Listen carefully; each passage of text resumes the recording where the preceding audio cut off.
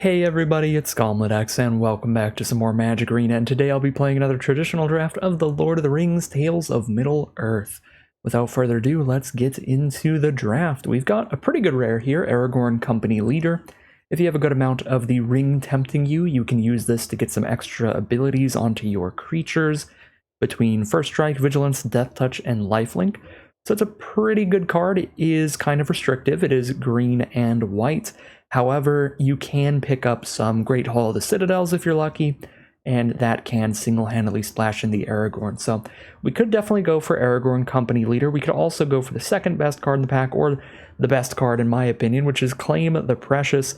This is just a busted removal spell. Being able to both destroy any creature and have the Ring Tempt You for only 3 mana is just a ton of value. So I'm going to take the Claim the Precious here. It's also mono-colored instead of 2-colored, a little less restrictive, but I think these two are the best cards by far. They're both absolutely absurd Magic cards. For pack 1, pick 2 now, we could stick to just black with Mordor Muster or Haunt of the Dead Marshes as decent cheap creatures that give you a lot of value. The Haunt can scry once and then keep coming back from the grave to scry more in the future. It is really not hard to have legendaries on board in this format. Mordor Muster just gets your army started as a 1/1 and immediately gives you a piece of card draw, which is nice. The other card that I think we could go with is the Old Man Willow. It's just a really big creature that also comes with some removal spells on a stick attached. You can sacrifice your creatures or tokens to give something -2/-2 each turn. I think Old Man Willow is really good, and I'm actually going to go with Old Man Willow here over the black commons, but those are definitely my top 3 out of this pack. Pick 3 now. Nothing great in black. Not a massive fan of Mirkwood Bats. I've definitely cast my fair share, but they're not super high picks to me. There's one archetype where they're pretty great, which is like black-white, but pretty much everything else, they tend to be kind of mediocre for the cost. There's a Deceive the Messenger, which is one of my favorite cards in the format. I just really like the combat trick spit out a 1/1. This can kill so many things. 2 mana 3/1s and 2/1s and all that kind of stuff. Sometimes you already have an army on board, and then you just make your army a little bigger and make their creature weaker and trade into that. So Deceive the Messenger is pretty great, but I think we should probably take Relentless Rohirrim here. 4 mana for 4/3 with the great Enter the Battlefield effect of the Ring Tempts You, getting you started on that Ring Bearer. You're really trying to get enough Ring Tempts You to get to level 2 and level 4 of the ring. You want to be able to get a Ring Bearer attacking, drawing cards, and discarding a card every turn to set up your future draws, make sure that you're drawing better than your opponents, and it is not bad at all to have that backup plan of making it to level 4 of the ring and just turning any one of your creatures into a massive finisher. So I'll take Relentless Rohirrim there. And pretty good sign for red. There's still a Smite, Oliphant, and Warbeast in here. All 3 of these are super playable, super solid red cards. So we can take Smite to go with the Rohirrim we just took. For other really strong cards in the pack, there's Glorious Gale for a great counterspell, and Frodo Baggins for a very, very nice Ring Bearer. And Frodo's a great card for helping you like speedrun the ring, as every time any legendary enters the battlefield under your control, the ring tempts you again. So one of the best cards for getting to level 4 of the ring. So Frodo's definitely an option, but we'd have to immediately be deciding to go for a pretty bold mana base for Frodo, I think. We're unlikely to end up in just green-white. Could be like green-white-black with the Claim and the Old Man Willow with the Frodo, or green-white-red with the Rohirrim. Pack 1, pick 5 now. Nothing spectacular. Fiery Inscription is basically a blue-red gold card, which doesn't look like where we're headed currently. Sam's Desperate Rescue is a pretty good piece of graveyard recursion since it does have that big upside where the ring tempts you when you cast it. Probably just go with the Desperate Rescue. I actually have liked Bag End Porter a decent amount too. It's just a really big creature for the cost. 4 mana 4/4 is like the worst stats it can be, which is always fine. And often it attacks as like a 6/6 or a 7/7. So I think Bag End Porter is actually solid beef for the cost, but Desperate Rescue is going to be my pick there. Improvised Club is pretty nice in this format. There's a lot of expendable cheap little creatures like 1/1 tokens, as well as some expendable artifacts like food tokens. So I do like the Improvised Club. We could also take the Ent's Fury towards green, but we're 2 cards deep into red, 1 card deep into green, so let's take the Great Red Burn spell. over the green fight spell. Now we can take an Oliphant. This is best 2 out of 3 draft, so we could also consider taking the Cast into the Fire as a really good sideboard tool against decks with a lot of 1 toughness creatures or very powerful artifacts, but these are definitely the 2 options here. I'm still going to go for Oliphant here. I think all of the land cyclers get a little better when you have cards like Sam's Desperate Rescue, because then you've got that nice little synergy where you can guarantee you've got a creature in your graveyard by land cycling your land cycling creature. Plus, it makes it so the land cyclers help ramp into themselves, where this grabs me a mountain, then I just put it back into my hand to cast it off of the mountain that I tutored for with the Oliphant. Now this pack's pretty weak. I don't really like any of these cards. They're all like borderline playables in the right position. I'll just take Revive the Shire since I do have 1 green card at least. Another Relentless Rohirrim, pick 9. I'm definitely happy to be in red. That is nice and late for Relentless Rohirrim. Go and take some mana fixing just in case. Bag End Porter here. I am not a big fan of Gimli's tools at common. I don't like Gimli's Axe or Gimli's Fury a whole ton. Kind of a mediocre combat trick, kind of a mediocre equipment. Both just a little overcosted for what they're doing. Okay. Once again, don't really like Gimli's Axe. Could still take it to send a message to keep people out of red, but I doubt anybody's going to see Gimli's Axe as a sign to hop onto red late. Alright, Stone of Eric's actually a sideboard tool, so that's pretty cool. If we play against an opponent with a bunch of great graveyard shenanigans, we can run the Stone of Eric. Alright, pack 2, pick 1 now. We're definitely in red, and one of the strongest cards in this pack is a red card, Aomer of the Rittermark, so I think we're just going to scoop that up. Large hasting threat. It's got 5 power, so it's likely to be at least tied for the creature with the greatest power on the battlefield. So it consistently gives you 1/1 human soldiers to block with every time it attacks as well, which is just really absurd. Definitely going to take the Aomer of the Rittermark here. Could also take War of the Last Alliance if you want to push towards white instead. If you draft a lot of legends, this is pretty good value. 4 mana to search for your 2 best legends and then get a pretty big finishing ability, giving your whole board double strike till end of turn and having the Ring Tempt You. But we're not in white at all yet, and we don't have a ton of legends, so really safest to just take Aomer, which is a great card.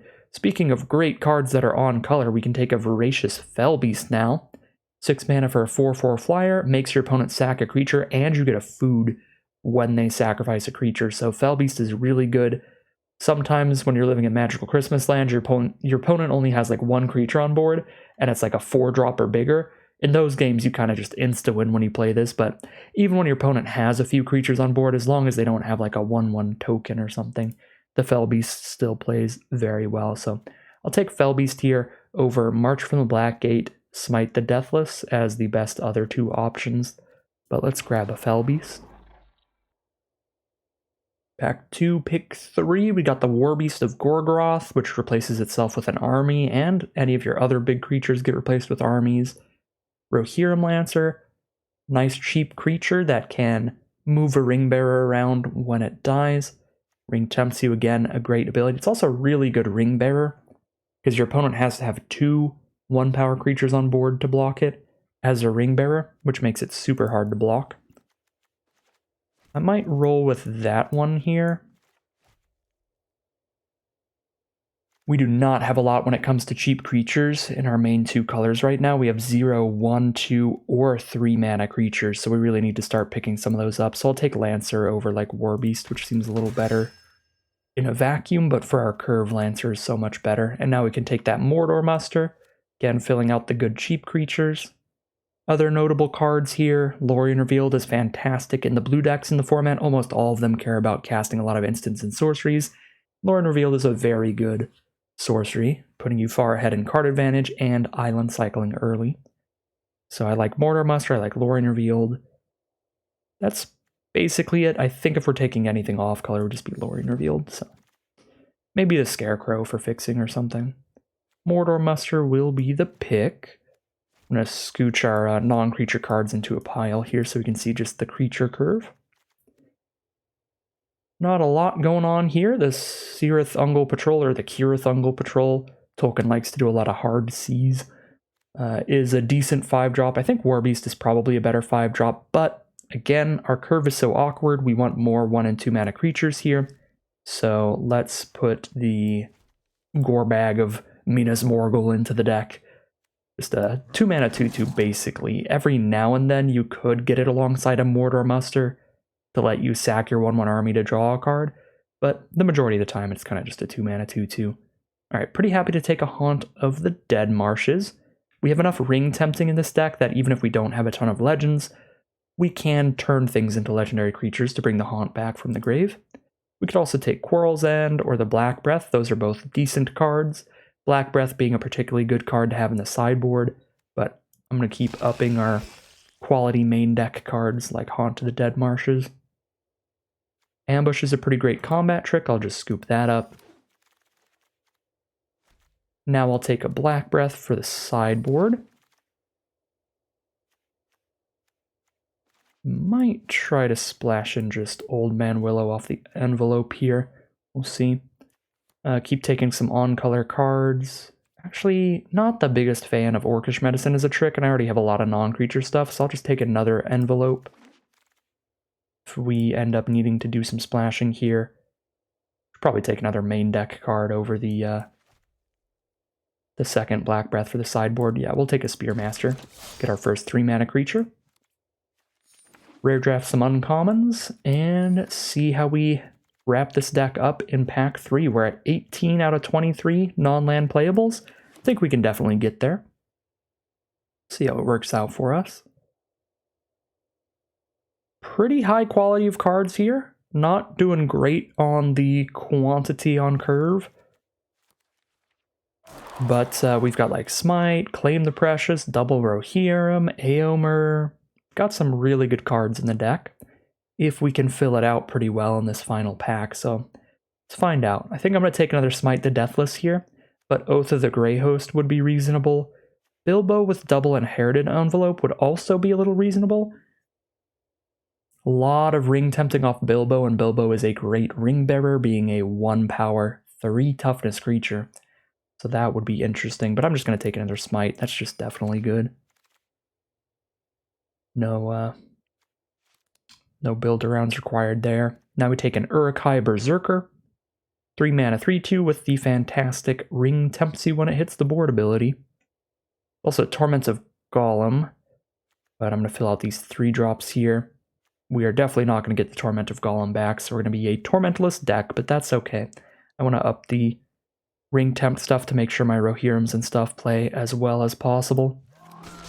Get that ring tempting quantity up. Now we take another Uruk-hai Berserker over Easterling Vanguard as the next best option because we're looking for cheap creatures on the curve.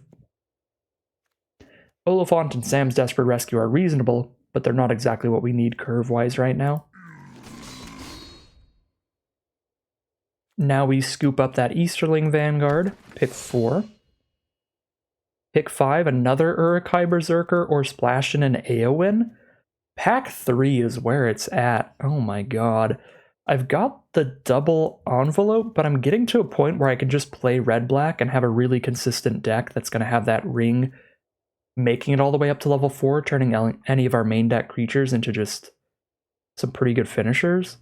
So I think I actually just scoop up another Uruk-hai Berserker here. This is a draft pod where I wish we saw some Great Hall of the Citadels, though. Because if I had like 2 Great Hall of the Citadel, then I think I'd happily just run Old Man Willow and Eowyn and draft the Eowyn over the Berserker, but it doesn't feel like that kind of a draft pod. I might have just had my blinders up, but I don't remember seeing any Great Halls throughout this draft. Take another Spearmaster or take a Quarrel's End. Both of those are solid 3 drops. We'll take another Spearmaster. Okay. Not a lot here, I'll just rare draft something for the collection. Now there's literally nothing on color, so we just keep rare drafting the highest rarity cards. Ideally you gotta find 2 more black or red cards here so I don't have to run like Black Breath and I don't know, Borrow Blade or something. I guess if I get completely cut off of color at the end of this pack, then we can do the Old Man Willow Splash. It's probably stronger than main decking a Black Breath and a Gimli's Axe style stuff. Alright, so the first half of this pack went incredible. So the people on our right are not red-black, but over here, this side, everybody's red-black. Keep rare drafting.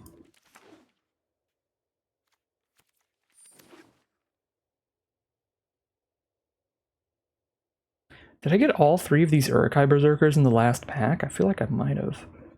Maybe we had one of these during pack 2. Either way, that was pretty absurd. That's pretty great. Alright. I gotta consider slamming in this Old Man Willow again. It was like somebody flipped a switch. Like the first half of that pack, it was like golden. Every pack we got something incredible. And then it was like not only did we not get incredible cards for the rest of the pack, there were just 0 red or black cards. People weren't even passing like Gimli's Axes. I guess we got a Fire of Orthanc, but red and black just completely vanished immediately. It went from like a pick oneable quality card like an Uruk-hai Berserker to nothing. So that was a little sad. So let's see, what are the different builds we can do with this? Because red and black were definitely contested, so we don't have a lot of options here, because we don't have a lot of extra cards. So it's really... we have 2 non-land slots, so we're playing double envelope Old Man Willow, cut something out of the main deck, or we're playing like the Black Breath, and probably a Borrow Blade, or a Barrow Blade. I think that's another one of those words that's literally just American versus English pronunciation. Borrow versus Barrow. Are you in Europe? Are you in America? I think it's one of those words. Anyways, let's sort by creatures and non-creatures. There's a Mordor Muster in the non-creature slot that adds to that. So it's 15 creatures, because it's also counting Old Man Willow over here. The current main deck has 15 creatures. 16 if we slam Old Man Willow in. Do I have any treasure production? I really don't think I do. I've got 1 Gore Bag. He'd have to sack himself to get my Old Man Willow mana. Really doesn't feel great. If we can consistently get level 2 Ring Bearers, that does also help with splashes. Since we get to draw a card, discard a card, we get to dig farther through our library, see more cards on average. So if you have a deck where you're only going to hit your green source, like 1 out of every 20 cards on average, then the more cards you see, the more likely you are to hit your green source. If you're drawing a card and discarding a card every turn, you're much more likely to dig 20 cards deep than if you're not doing that. So the fact that we have 5 cards that have the Ring Tempt us when they hit the board, 1 card that does it when we destroy something, another card that does it when we return something, means we've got like 7 that are really easy to have the Ring Tempt us, 1 that takes a little bit of work, we got to get the Lancer to die. But 7 Ring Tempt cards does feel like a consistent amount of looting going on, drawing a card, discarding a card, helping us find those green sources. I don't think we have a ton of expendable cards for Old Man Willow to sacrifice anyway. I guess we've got some cheap creatures, some Amass cards, so that helps a little bit, but we're not really a deck with food token production.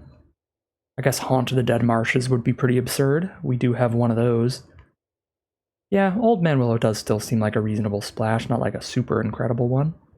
I could even...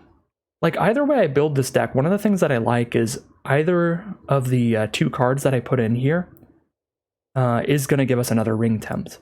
Like, if I main deck the Black Breath, then boom, we're up to 8 cards where the Ring Tempts us, and if I splash in the Old Man Willow, I could put in just like 1 Envelope and 1 Willow, and then there's, once again, an 8th card where the Ring Tempts us, so...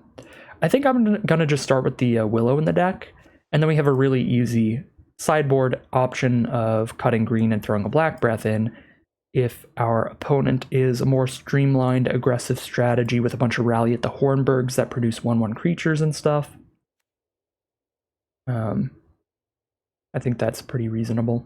I could even run double envelope here and cut a land. We've got one land cycler, which helps that a tiny bit.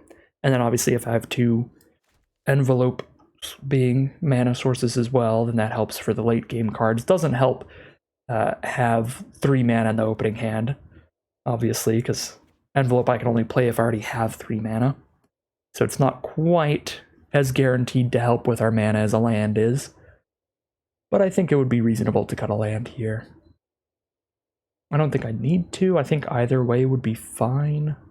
I think I'll just cut an envelope, because the other thing about having a lot of the Ring Tempts You is that the more that you have, the more consistently you have the ability to draw a card and discard a card every turn.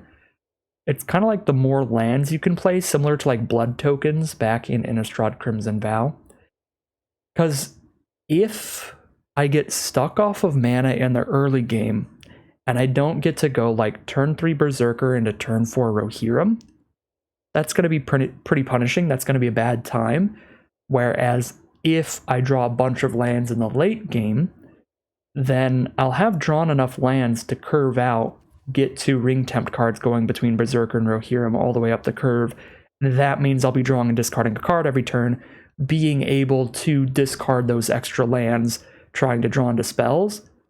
But if I'm mana screwed instead of mana flooded, then I might not even have had the mana to set up a level 2 Ring Bearer, because my Ring Bearer cards are 3 mana and 4 mana cards. Like if I get stuck on 2 lands, I'm not gonna have a Ring Bearer sitting there drawing me a card, discarding a card, helping me get out of mana screw. But if I hit too many lands, then I almost definitely have a Ring Bearer to help me get out of mana flood. So that's like a reason that you can run a higher land count than it feels like in these kind of decks. Again, I'm not going overboard with it. I'm not going to throw an 18th land into here, but I think 17 lands is fine for this deck, even with an Oliphant and an envelope, because we're going to have those Ring Bearers when we are hitting our lands. So I think this is a pretty reasonable way to have the deck here. 3 green sources, some looting from Ring Bearers to help get the Old Man Willow going. I think that should be good enough. Let's make sure black and red sources are good. 12 black cards, 10 red. Tiny bit more black and red seems fine to me, or a tiny bit more black than red seems fine to me, with our Claim the Precious Fell Beast needing that double black as well. Suppose we could cut another mountain for another swamp, since we've got a mountain cycler as well, and I only need 1 red source, but I've got multiple cards that need double black. I think that would be okay. Yeah, my curve as well. I only have 1 mana red card, and then I've got 1, 2, 3, 4, 5, 6 3 mana or less black cards. Sure, we'll go 9 swamps, 6 mountains, 2 forests, and call it a deck there. Alright, here's a look at our final deck list for today. We're going to be a red-black deck at the core, just your general red-black mid-range stuff, all the great removal like Claim the Precious, Double Smite, Improvised Club, and a bunch of solid ring-tempting value with 3 Uruk-hai Berserker, 2 Relentless Rohirrim, so on and so forth. We've got great top end with Eomer and Voracious Fellbeast being absurd uncommons at the top of the curve, and a few good early game blockers between Haunt, Easterling Vanguard, Mordor Muster, and stuff like that. So that is the core of the deck, but we didn't quite have an open enough time or an easy enough time to draft just black and red. In the end, we ended up with like 20 or 21 playables, so we do have a little bit of a splash. To get some other powerful cards in, we are going to be running an Old Man Willow off a couple forests and an Inherited Envelope. So that is the deck for today. Without further ado, let's head into the gameplay and see how it does. Here we are for round 1 on the play. We're definitely flooding here. This is basically a 6-lander off the envelope, but if I hit any card where the ring tempts me, I get to draw and discard cards off the Spearmaster if they don't have removal. If I keep this and then they do have removal though and they kill our Ring Bearer, it is so easy to flood out. I think I might have to mulligan. Again, basically a 6-lander. I am going to mulligan here, and we'll keep this one. Definitely looking for a red source, but we've got a good amount of those. Probably supposed to get rid of the forest, because I have one card in the deck that needs it, but I've got multiple cards that would need double black. Could be wrong, but I'm going to ditch the forest here. Scry an ambush to the bottom to dig closer to our mountains. And no reason to play Gorebag pre-combat since it can't sacrifice a Haunt to the Dead Marshes. If it could, that would be phenomenal. I would immediately turn that Haunt to the Dead Marshes into a treasure token. But it cannot. Alright, so we are missing lands here, which is pretty rough.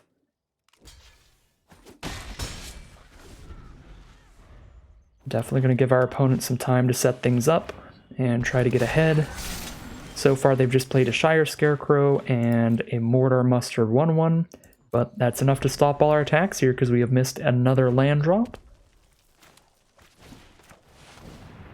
And there's the Torment of Golem to get rid of Uruk-hai Berserker or Claim the Precious here, and that's probably the nail in the coffin. Yep. Not gonna be much of a game for game one here.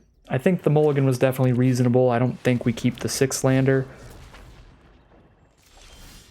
And then I also think that getting rid of the 3rd land here was reasonable because we didn't have any 3-drops in our opening hand except for red cards. We just drew into 3 mana cards that were castable off of Swamp Forest, so we couldn't have foreseen that coming. We have found our red source now. So that's a start, but now they've got a Saruman the White down, which I can't kill because it's got Ward 2. I would need 4 mana to kill it. I have to sack my Haunted Dead Marshes plus pay 2 additional mana. I guess I just Spearmaster here. I don't think there's much to be gained with a Ring Bearer currently. I guess just getting the first level of the ring going is fine. Just put it on the Haunt or something, just so that when we do finally play Rohirrim, we have a level 2 Ring Bearer. But once I hit 4 mana, I think I'm going to have to improvise Club Saruman anyway. Because that's going to keep amassing and making their Orc Army bigger and bigger. So they're going to make their Orc Army the Ring Bearer. They're going to Claim the Precious or Spearmaster. Slam it up to level 2.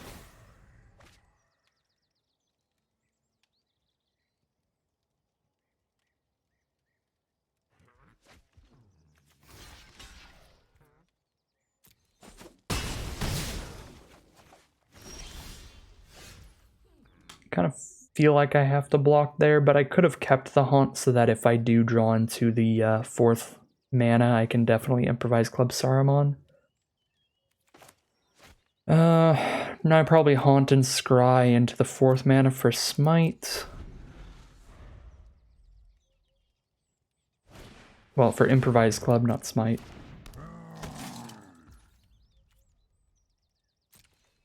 I guess I could Smite Ugluk.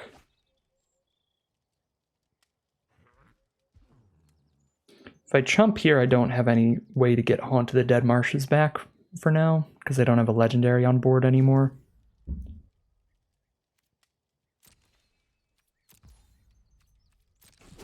So I'm just going to take 9. And they've double spelled again to make the army even bigger. Ring goes to level 3 off Bilbo. And Bilbo's almost completely unblockable. Even if I kill Bilbo, they make something else a level 4 Ring Bearer, which kills me real quick. Well, let's just scry. Just going through the motions here at this point. There is land 4, but that's not going to be nearly enough to turn this game around. Now I chump the 7/7, bolt the Saruman with the improvised club.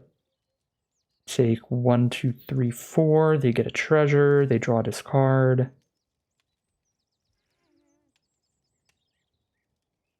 Then I'll need to smite Bilbo and have a blocker for something. I guess they have literally nothing.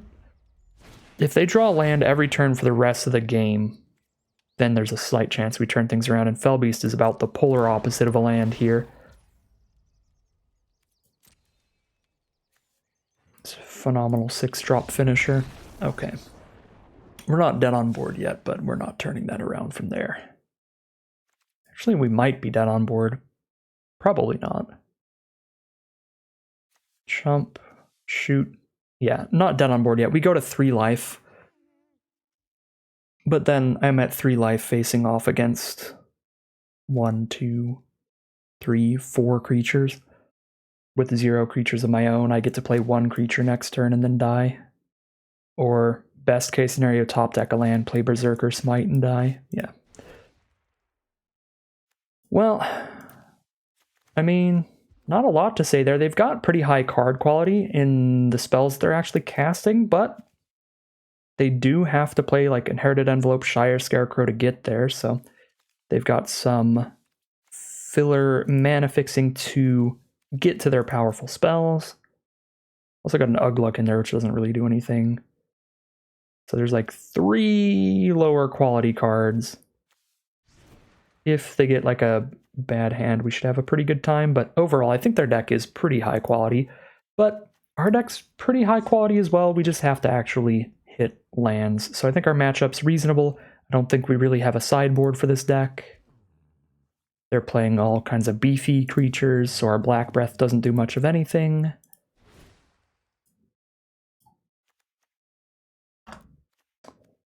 I think we are gonna run it back. Alright, we'll keep this. On to the Dead Marshes into Uruk-hai Berserker. If the Berserker dies, a Desperate Rescue to pick it up will be really good, because that'll speedrun us all the way to level 3 of the ring. Berserker puts us on level 1, Rescue puts us on 2, then we replay Berserker, get it on 3. And we've hit the red source. This game's already going infinitely better than game 1. You'll love to see it. Erebor Flamesmith. Alright, we found another filler card that doesn't do much in their 3-color pile. Send in with the Haunt. I already don't think they're going to want to trade Flamesmith off on attacks or blocks, but we'll see. Yeah. Alright, there's Old Man Willow. Do need to find a red source for that. This is probably a little greedy, but I would like to just rescue and recast Berserker here. But it does mean that if they have a removal spell here, they can get rid of our level 2 Ring Bearer, which is sad. I'm actually going to put it on Uruk-hai Berserker now, because if they play a blocker, we go land, club the blocker, attack with Berserker, and then just reanimate the Haunt, since the Berserker will be legendary. Ooh! Is this going to be a game of just justice here? Each player just gets hosed on mana for 1 game?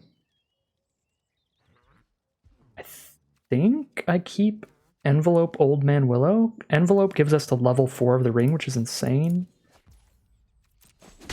So we definitely keep those two. So it's between Muster and Club what we get rid of there. Level 4 Berserker, let's go. Alright. Each player just 100% loses 1 game to mana, and maybe we will have 1 fair game of Magic to wrap up the round. Alright, we've got both of our primary colors again. So we are unlikely to have mana issues, and it looks like our opponent's doing alright on mana as well. Mana cycle this Oliphant. We've got the red for Smite. Drop our Vanguard, turn 2. And we can get a level 2 Ring Bearer between Uruk-hai Berserker and Claim the Precious. Well, I want to kill this Bilbo before it can hit me so they don't get any treasure. Plus, if I kill it now, they don't actually turn anything into a Ring Bearer. So I'm actually going to Smite. There's definitely an argument for claiming so that we have a level 1 Ring Bearer, and then when I cast Uruk-hai Berserker, we're just immediately on level 2. But they've got like some pretty good 4/4s and 5/5s and stuff in there. I'd like to be able to claim those instead. Okay, there's an Ugluk of the White Hand. Not actually super scared of that, so I'm going to play the Uruk-hai Berserker first and then claim it next turn if they don't play a better creature. But if they play like a Saruman next turn, now I can blow that up instead with Claim the Precious. And there you go. That's why you hold the claim. We're going to kill Saruman, which makes Ugluk a 4/4, but that's fine. Still dies to Club, which we just top-decked. And even if it doesn't, we can certainly try to outrace it.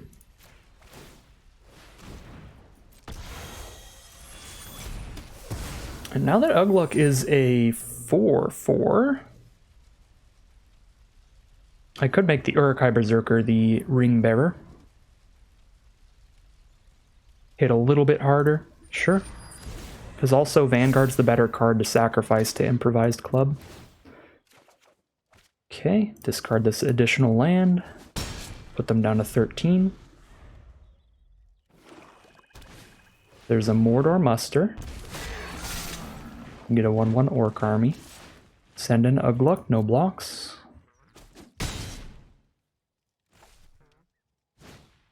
Book of Mazarbul. So their Orc Army is going to get bigger and bigger. For now, it is a pretty annoying blocker for my Uruk-hai Berserker. Do I attack both, let it trade into the Berserker, club the Ugluk, and then Rohirrim into a level 3 Ring Bearer? Maybe?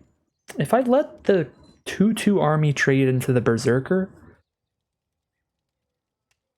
then they just amass another 2/2 army next turn, though. So I think I would rather just stack that army up into a 4/4, let the book go off, so we just don't attack with our Ring Bearer this turn. We just play... I don't want to miss out on being able to move the ring around again with Rohirrim, but I think it is significantly better to play a 4/3 and Improvised Club than just play a 2/2 and Improvised Club. Not going to attack at all here, because even if Vanguard trades into the army, that's pretty bad, because then they just get a new army again. This is probably a little greedy, but I want to play around removal here so that if they do find removal, we can still have a Ring Bearer being able to attack and block. Well, being able to attack specifically. And get our draw and discard a card trigger. So let's just get rid of Ugluk so they're not going to get like a massive menace attack. And then just save the Rohirrim for if they find removal for Uruk-hai Berserker. Oliphant, that's horrifying. Alright, that's very bad for me.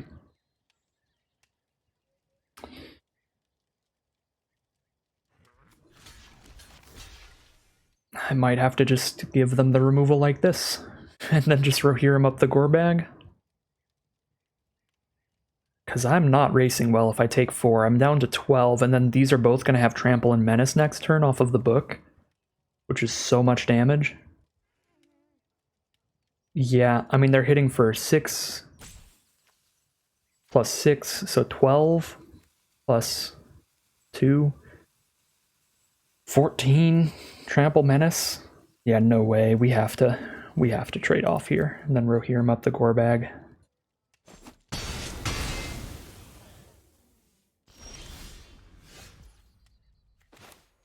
Then I can't block... Can't block Oliphant next turn because of the Menace. But whenever I can... Rohirrim's big enough to trade into it.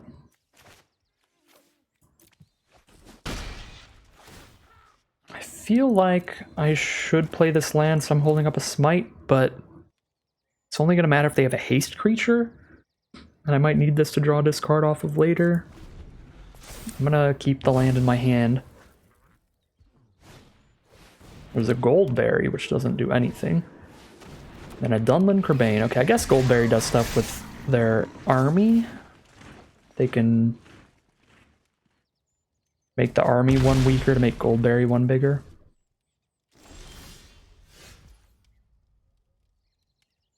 Okay, things are looking pretty not great for us now. Gotta scry into some great stuff. I have to take a big hit next turn from Oliphant, and just, we're all in on blocks now. Because they just got 2 1-power creatures and a 2-power creature on board, we cannot get Ring Bearers in. I mean, I guess I can. It makes them sack whatever they block with, but they just go 2/2 for 2/2. Let's scry, see what we have coming. A Mordor Muster? I think I'm too low on life to actually like that very much here. I'm about to take more trample damage, even if I trade into Oliphaunt. And then I'm gonna play the land so I can reanimate Haunt and cast Smite, because that's probably where we're at.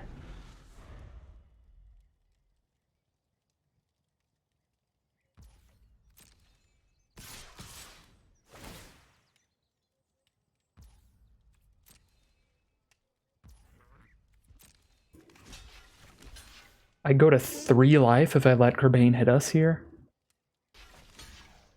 4 life.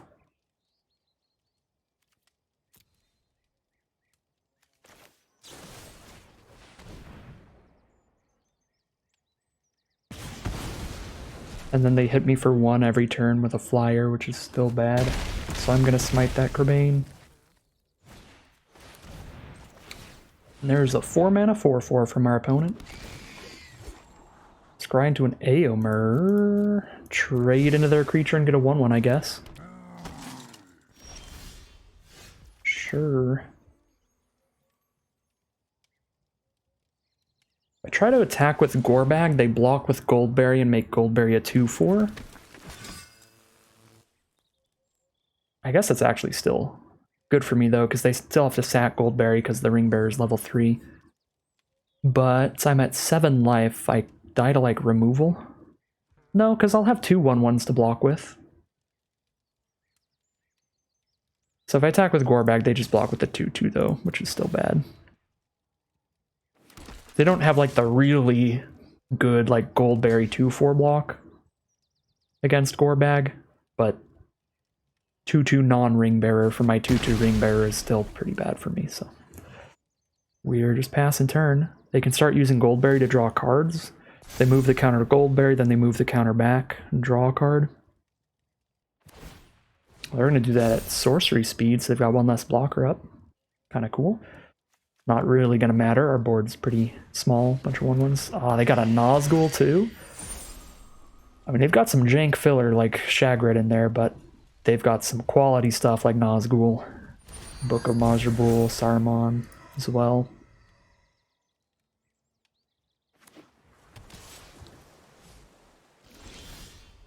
Find a Spearmaster. Still don't have good attacks.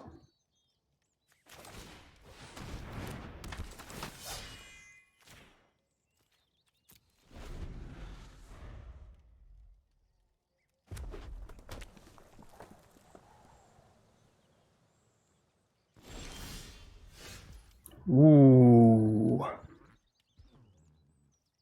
Now hold up a minute. Level 4 Ring Bearer.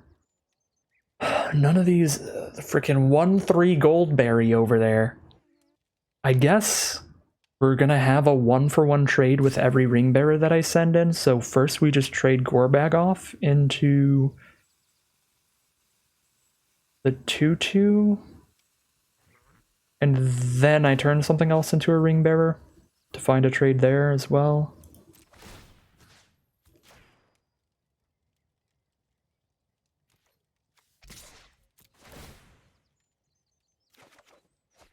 Find an Uruk-hai Berserker, that's better than Envelope because it gives me another creature. Unless I top deck Old Man Willow, it's going to be better than Envelope.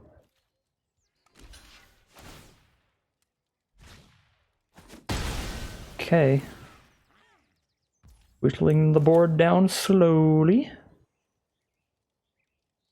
Now we put it on the 1/1 token because I don't have any legends on board, or do I put it on Haunt in case I draw another legend or another Ring Tempts Us? Pretty close. How many legends and Ring Tempts are left in our deck? 1, 2, 3, 4? 4 out of 18.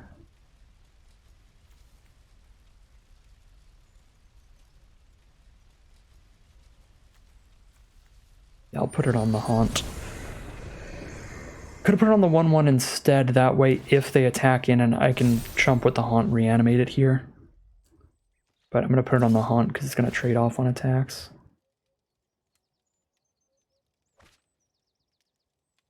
Okay, that's 1 damage. I'll take 1 damage. They can make it 2. Down to 6. But yeah, this would have been the big reason, is that if I put it on the soldier, then I can just, they do that, and I just trump with Haunt and reanimate it. Okay. Wait, do I just attack with everybody here? They can't block now, because they have to tap Goldberry to make Goldberry small enough to block the Haunts. They're taking 4 from Haunt. So they block Berserker, take 4, 5, 6, 7, 8. 8 is not lethal, and I need to not die on the crackback. They're only hitting for 3 on board, though. If the ring tempts them again, then they hit us for well over lethal, so I kind of feel like I leave back a 1-1. And I can still probably kill them in 2 hits. And that makes it so I don't die to them making Nazgul level 4 ring bearer. I just trump the level 4 ring bearing Nazgul.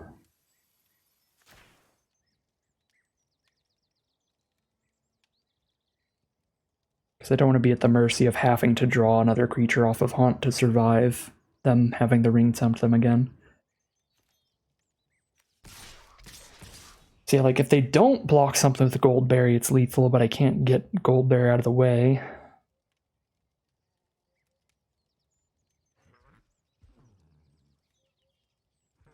So I'm going to make sure I don't die to the ring tempting them.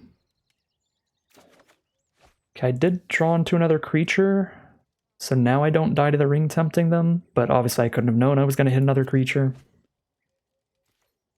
The ring tempts them, we take 4 from Nazgul, and we chump Goldberry with a Spearmaster. Had I attacked with everybody. Alright. We make it through this turn. We've got a wide board state over here. They're going to draw their card again. They've got a lot of cards. Lembas can gain them 3 life, draws them another card, so they're at essentially 5 now. Tons of mana to cast whatever they've got in hand. And this is a turn where Goldberry can block our Haunt to the Dead Marshes now. But anything that hits them's lethal. Oh, they're going to just full lash the Haunt. Fair enough. They have 2 mana ups. They can go to 5. Oh, wow, what a draw. Oh, what a draw. Pre-combat to clear out 1 blocker. Still not lethal? Well, maybe with double Spearmaster. I'm not doing the Spearmaster math. Maybe it is. Fellbeast could be lethal here if they have 1 blocker. I guess it is. I guess they did the math. 1 blocker up, Spearmaster, a Spearmaster. This Spearmaster hits a 1-1. And then block 1 of our creatures here. Take 1, 2, 3, 4, 5, 6, 7. Yeah, that is over lethal. Really nice draw hitting the Fellbeast there. Excellent, excellent luck in that last game. Pretty back and forth game of Magic. We got to have a very real game for Game 3, so that's nice. Game 1 and Game 2 weren't really super fair games of Magic. We just had some mana issues, and then our opponent had some mana issues, so nice to get one nice drawn-out game there where each player got to do a lot of stuff throughout the game. And we close it out by the skin of our teeth. We are going to be 1-0, winning round 1 in this traditional draft. Here we are on the play for Game 1 of round 2. We are curving out turn 1 and turn 2.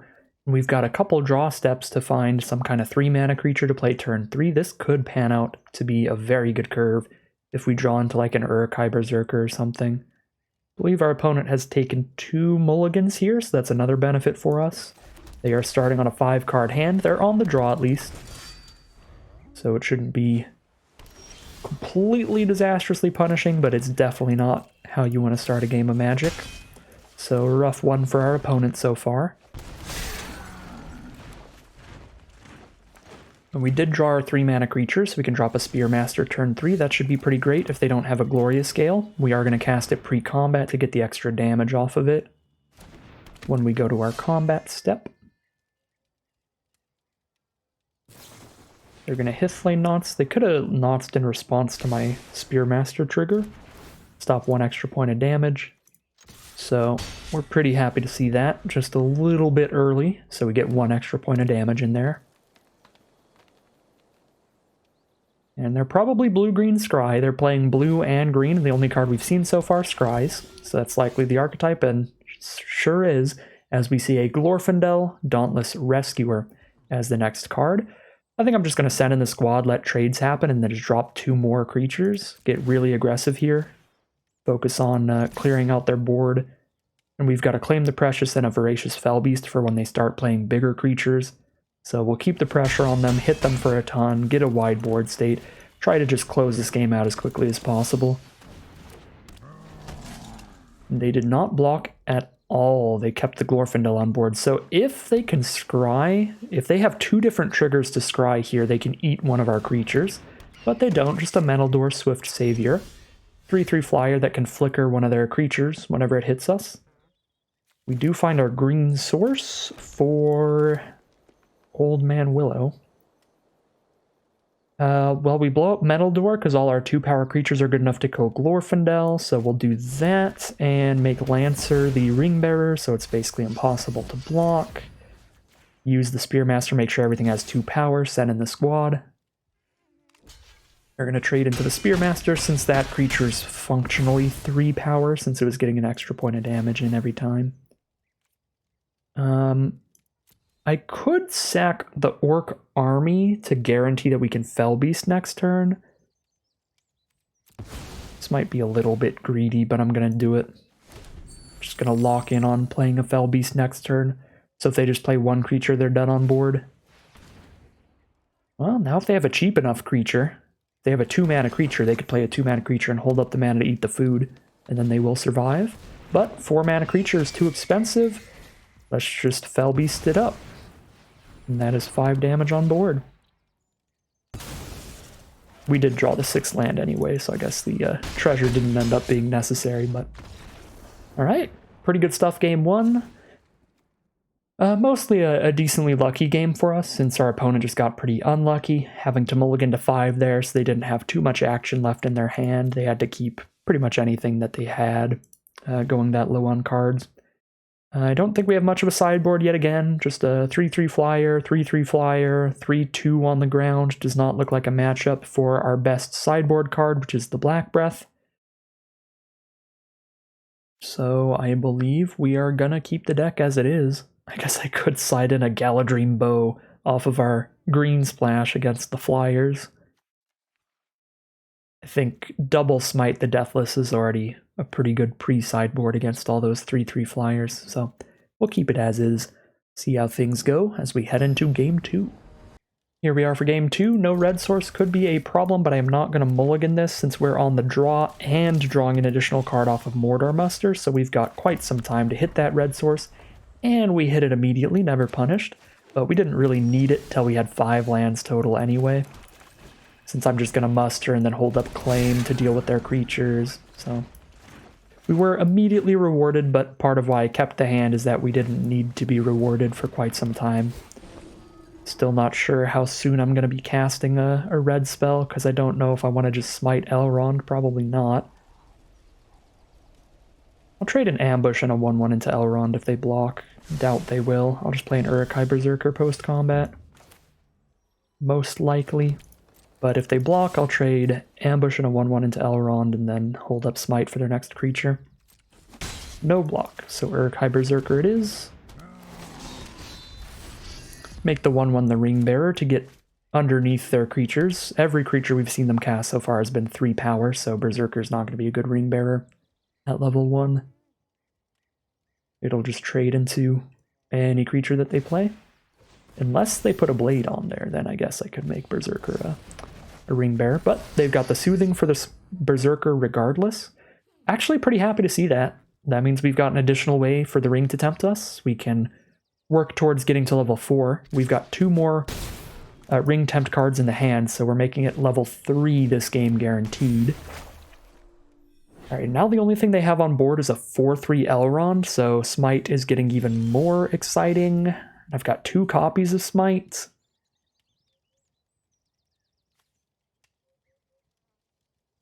I mean, If I smite now, I'm not rolling out a Berserker again, which is kind of a bummer.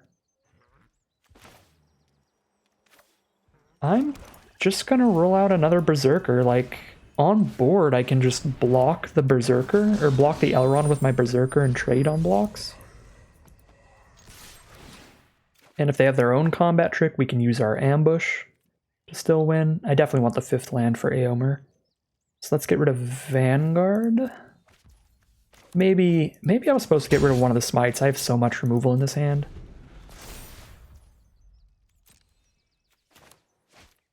I probably was supposed to get rid of one of the smites there.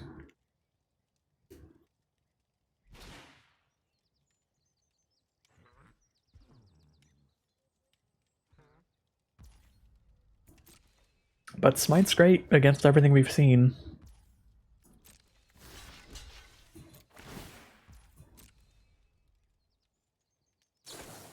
Gift of Strands. Alright, Death Touch is about to be absurd.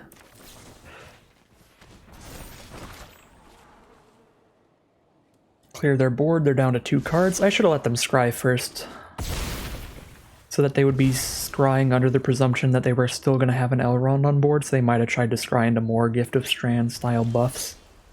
That was a little loose, but I don't think it'll matter, because turn 5 Eomer is just going to be bonkers. Oliphant, sure, I'll discard a smite now. I still have 2 removal spells and 2 nice big beefy creatures to jam out.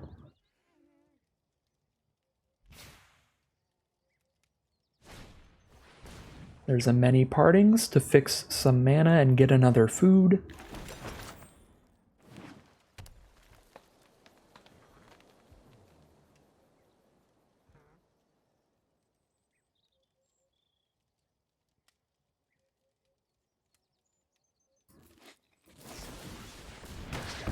Shower of Arrows, my food token, just for good measure. Taking 7 damage on board. Just drop an Oliphant since we've got the mana. Should technically wait till after I draw and discard in case I draw a better 6-drop, but I don't think there's anything I would rather play than Oliphant. I guess if I hit a good 2-drop, I could go Willow plus the 2-drop. But I'm kind of just going through the motions as quickly as possible here. Our opponent is empty-handed and has no creatures on board. We've got 5 creatures out and 3 cards in hand. So we're just aiming to wrap this game up. It's pretty over on board.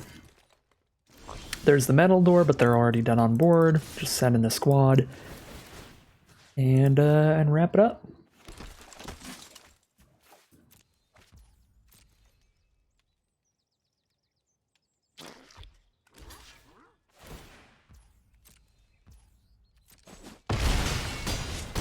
So we are now 2-0, guaranteed to have a solid run today, at least 2 wins out of our 3 rounds. And we are gonna be competing for the big one here, heading into round 3, competing for the major prizes of 2,500 gems, 6 packs, and 2 play-in points, if we can win that final round. So I'll do my best here, but we'll see how it goes as we head into the final battle. And here we are on the play for game 1 of the final round of Magic. We get to start things off with a Haunt of the Dead Marshes and follow up with a Gorbag. And if I find a green source ever, I could Old Man Willow, and Old Man Willow with Haunt is really exciting, but I guess I could sack the Gorbag. You know what? This is probably a dumb idea, but I'm gonna sack the Gorbag to play a turn 3 Old Man Willow and try to just jam from there. Because Old Man Willow plus Haunt is a really cute combo, and I have a Sam's Desperate Rescue for the Gorbag, I guess.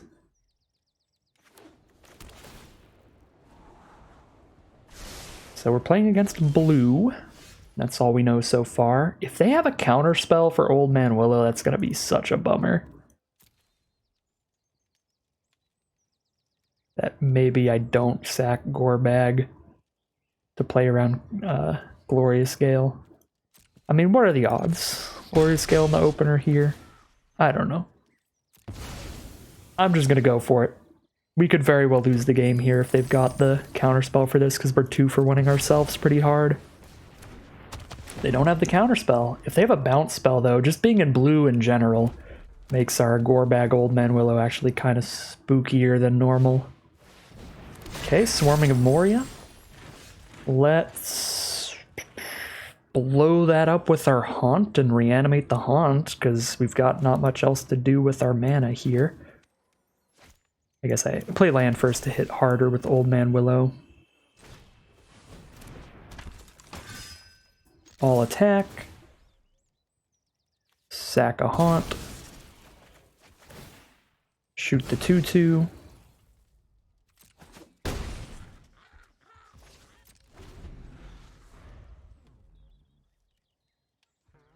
Well, it has paid off for one attack so far. Old Man Willow plus Haunt being ridiculous. Ooh, that's another 2 toughness card. Oh, please.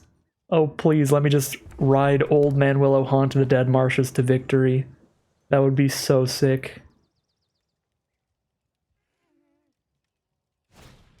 Treason of Isengard. Oh my god. We might get to do it.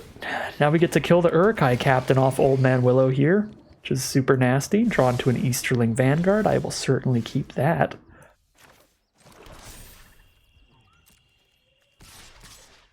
Send in everybody and sack the Haunt again. Kill the Uruk-hai captain. Hit for 6. They're down to 6 life. Here's an Easterling Vanguard, and I have the 3 mana up to reanimate the Haunt again. They have 5 mana total. Swarming means they have 3 left after the swarming. They just make a 5/5 pass the turn. Let's bring the Haunt back. Let's try 1. Find a Relentless Rohirrim. Rohirrim plus Desperate Rescue gives us a level 2 Ring Bearer, which is very exciting. So let's go Ring Bearer onto Vanguard. Ooh, they've got the Gale for that one. Okay, that is sad for sure. I mean, they have to chump Old Man Willow no matter what. So I guess I don't need to make anybody a Ring Bearer. I can just attack with everybody. And sack Haunt of the Dead Marshes again. So that it's just a chump instead of a trade. And they take 3. I think that's fine. Yeah.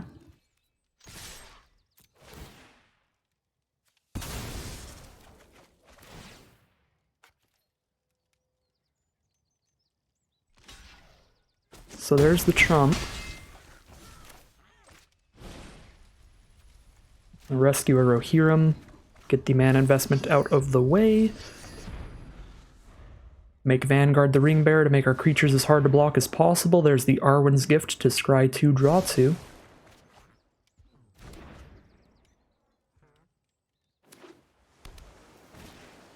There's a Goblin Fire Leaper. That's not going to do it. Our opponent is going to scoop them up. Well, that was pretty sweet.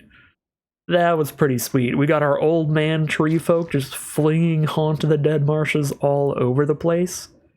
And it was off of the 2-for-1 ourselves, sack the Gorebag to play the Old Man Willow. Pretty lucky game for us if they had that Glorious Gale early. If they had the Gale for the Old Man Willow, that game would have gone much differently, but since they didn't have that initially, getting Old Man Willow plus Haunt of the Dead Marshes was such a sweet combo, so really fun to get to play those two out together in at least one of the games today. That was pretty awesome. We don't have much of a sideboard here. They've got a Fire Leaper, but again, our main sideboard piece is just clearing out 1/1s, and they're mostly 2/2s, which worked well for us that game. We cleared out a bunch of 2/2s with Old Man Willow, but not a ton of cards for the Black Breath to hit. I guess I could side in Fire of Orthanc if I want to shut off all their blockers, because we didn't see any flyers out of their deck, but don't think that's where it's at. Could also play the Stone to try to shut off their Graveyard Recursion with Treason of Isengard, but that also doesn't seem worth a deck slot at this rate. Until we see for sure that they have like a Gandalf Sanction and a Swarming, or not a Swarming, a Gandalf Sanction and a Mouth of Sauron, something like that. Multiple cards that care about the number of instants and sorceries engraved. But if we die to like double Gandalf Sanction or something, then I suppose we could put the stone in so we can exile their graveyard in response if we draw it and just completely counter that. Even then, I don't know if it'd be worth a deck slot, because it'd be a card that would do pretty much nothing unless our opponent draws into Gandalf Sanction. I don't think this is the kind of hand we want in this matchup, but it's such a solid hand in general that I'm still going to keep it. This feels like the highest quality hand that we could draw that we should potentially mulligan. Because our opponent's not a deck that's playing a bunch of cheap creatures for us to just burn away immediately. We want to draw our removal spells pretty late in the game with this deck. So it's actually just kind of awkward here. So I think it would have been pretty reasonable to mulligan this, but I also think these cards are all strong enough that the keep is fair too. If I just smite this, I'm doing something with my mana. I guess so, that's fine. Because next turn I'm going to envelope, turn after that I'm going to Aomer, so that's going to scoop up all my mana for the rest of this game. Well, for the next couple turns.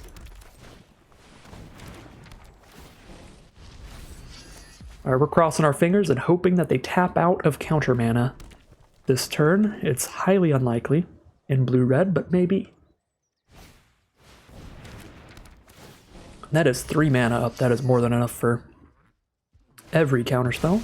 Nazgul, they did it! They tapped out a counter mana. Awkward, but I'm gonna just slam down Aomer while they don't have counter mana up, even though I don't get to attack with it into that Nazgul right now.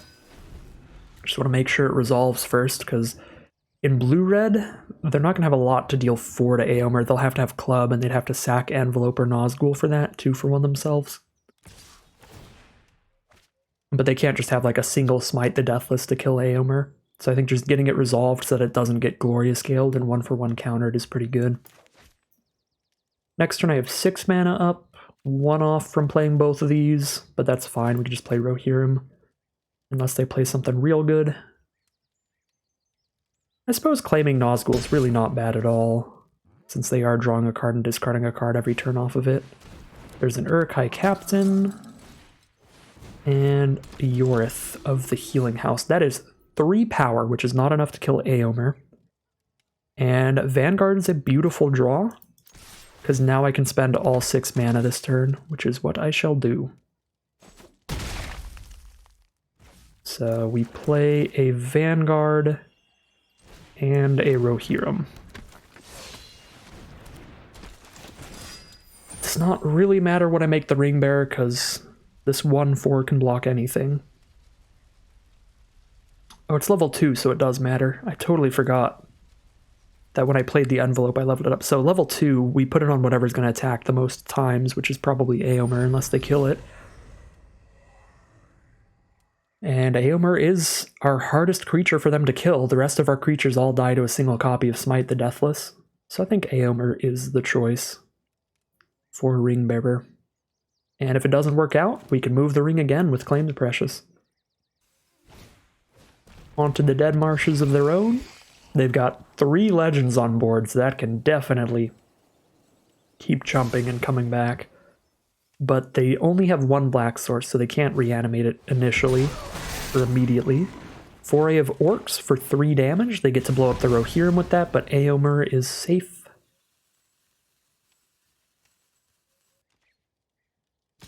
Send in the Uruk-hai Captain.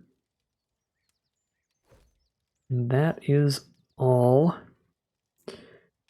Not gonna double block that. If I blow up the Nazgul, they can still double block Aomer with their Haunt of the Dead Marshes and a 3/3 army, which is kind of annoying. But then I clear out most of their board. And I don't know, maybe it's better to claim the Precious post-combat to turn something else into a Ring Bearer, but they have multiple 1 toughness creatures, so I just don't think any other Ring Bearer is going to get more than 1 attack in. This could be greedy. I'm just going to do it. So we're going to kill Nazgul, a 3/3, and a Haunt of the Dead Marshes here. I guess this can untap the Uruk-hai Captain, but I don't think that really changes their blocks.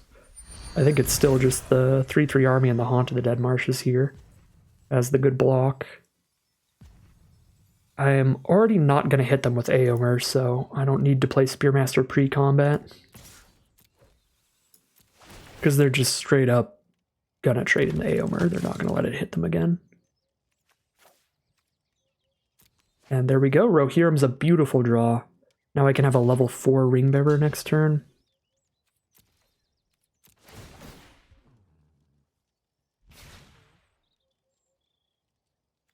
Get my drawn discard again. Clear out their 1/4 with one of my 1/1s.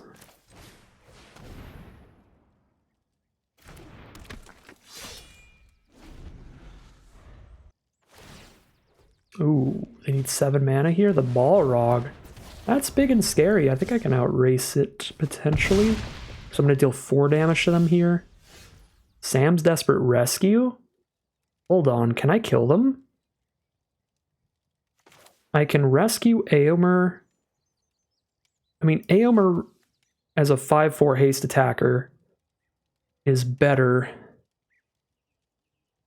than a 4/3 on blocks. So, I mean, we're definitely just going to rescue Aomer.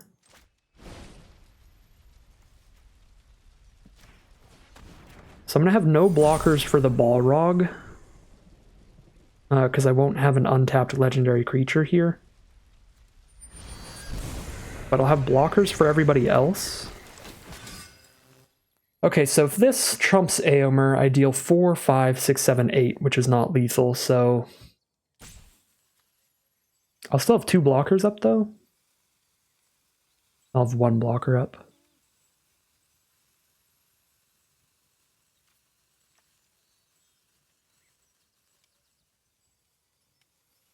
Want to have 2 blockers up to not just die to Menace.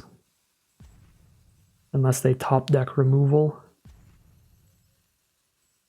So we'll hold up the 1/1 from Aomer and... another 1/1, I guess. Sure.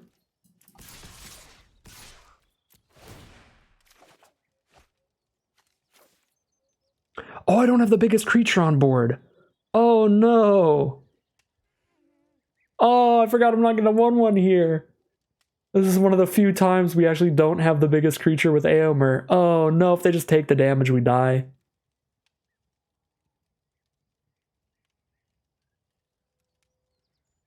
Oh, snap. I guess if I Spearmastered the 1/1 here, they would have... No, they still would have had to block. No, they would have had to block. God. Oh, no. That's so disappointing. I can't believe that. Well, this game was very winnable. Obviously a big punt there, but just forgetting we don't actually have the biggest creature on board against the Balrog. Okay. Balrog will get there. It's the moment in the Fellowship of the Ring all over again. Gandalf, no! Our opponent mulligans to 4. A brutal start for them for this final game of Magic.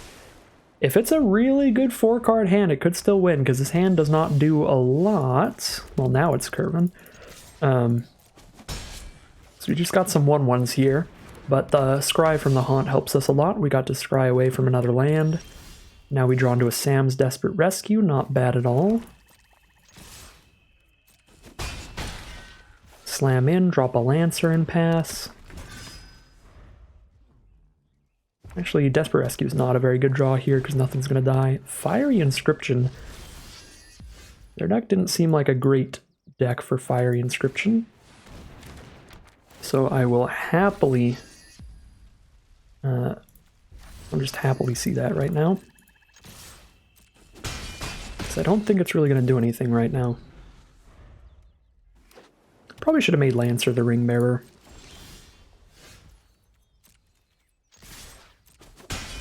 Okay, just hit them for 4 one more time.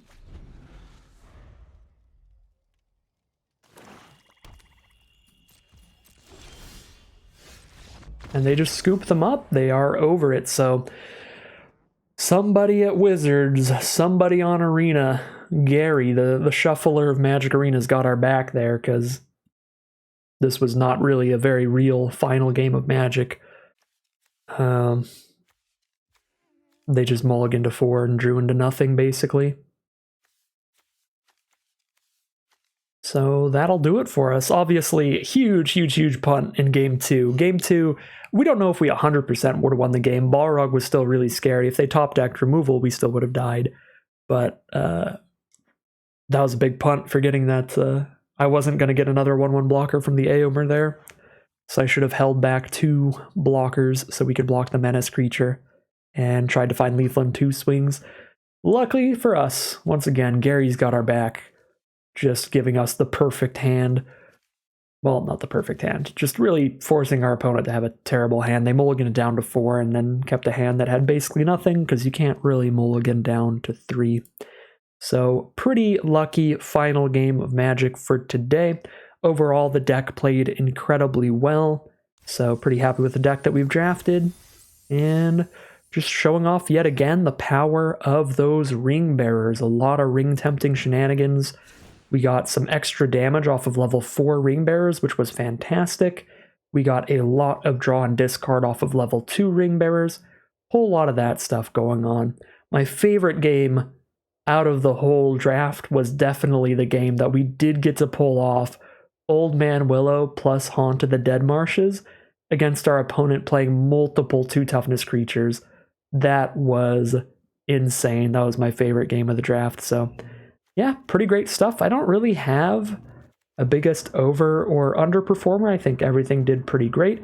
I guess biggest overperformer might go to Gorebag, since very, very rarely do I ever use this ability.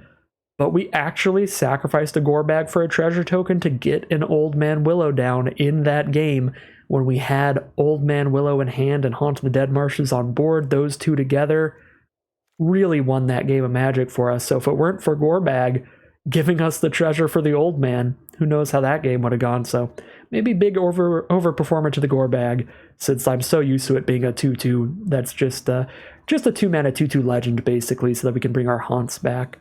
So that was pretty awesome.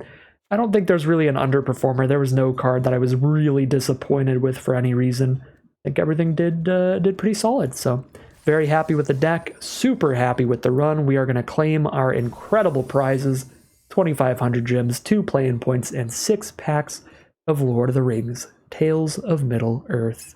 But that is going to end today's video. As always, I'd like to thank my patrons and channel members for their support, as well as you just for watching the video. If you're interested in seeing some more videos like this, you can always like, comment, and subscribe to tell the YouTube algorithm to send you some more in your recommended feed. If you'd like to catch me live, you can check out the Twitch channel in the link in the description below. And if you'd like to support the channel directly, you can check out the Patreon link or the join button in the description below. And other than that, as always, thank you very much for watching, and I'll see you again soon for some more Magic Arena.